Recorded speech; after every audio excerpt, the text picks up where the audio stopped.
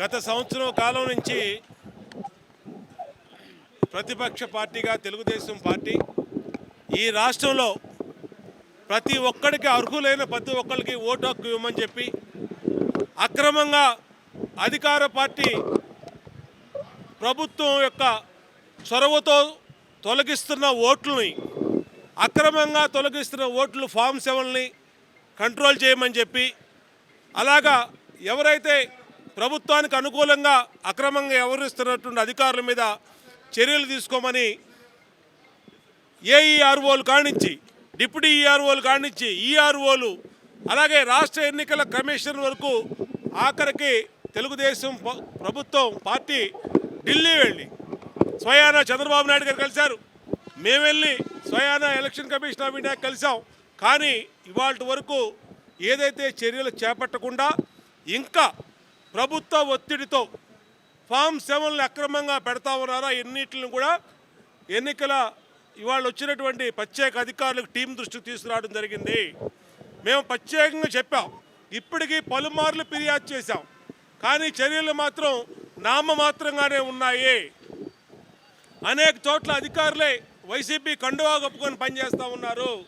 బిఎల్ఓల్ని secretariat సచివాలయ గ్రామ సచివాలయ సిబ్బందిని సొంత పార్టీ కార్యకర్తల్లాగా వైఎస్ఆర్ ప్రభుత్వం ఉపయోగించుకుంటూ ఉంది.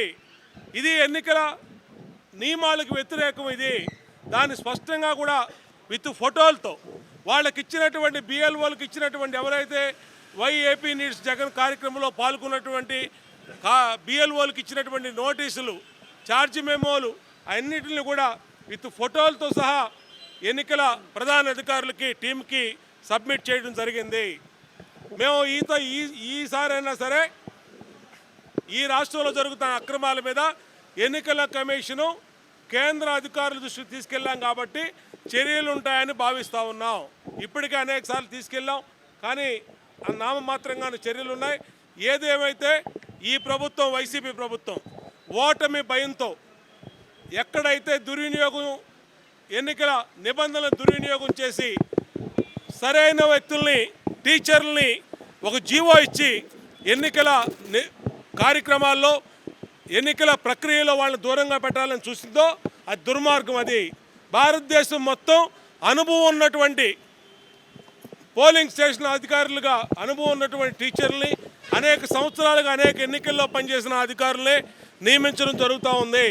వైసీపీ ప్రభుత్వం మాత్రం తాను నియమించినటువంటి సచివాలయ స్టాఫ్ను లేదంటే ప్రచారానికి వాలంటరీ వ్యవస్థని ఇప్పటికే ఎన్నికల కమిషను స్పష్టంగా ఆదేశాలు ఇచ్చారు, మీరు ఎక్కడ ఎన్నికల ప్రక్రియలో పాల్గొనొద్దని. కానీ ఎక్కడ చూసినా వాలంటీర్లే కనబడతా ఉన్నారు.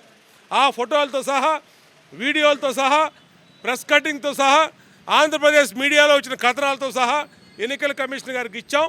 ఖచ్చితంగా చర్యలు ఉంటాయి. మేము అధికారులకు సూచిస్తూ ఉన్నాం. ఈ 3 నెలల్లో వెళ్ళిపోయే జగన్మోహన్ రెడ్డి ప్రభుత్వాన్ని నమ్ముకొని 3 నెలల్లో వెళ్ళిపోతా ఉన్నారు వీళ్ళు.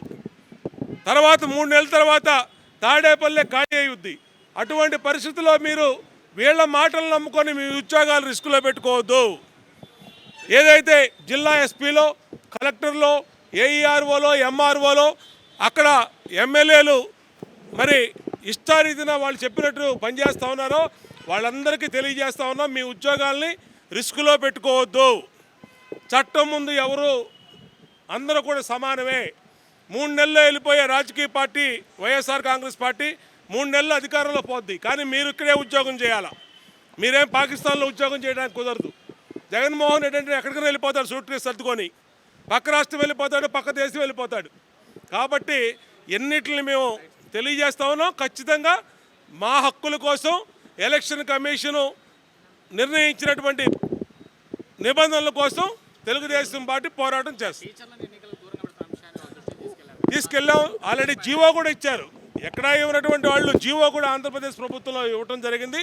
దాన్ని కేంద్ర ఎన్నికల కమిషన్ దృష్టికి మొన్న మేము ఢిల్లీ వెళ్ళి చెప్పాము.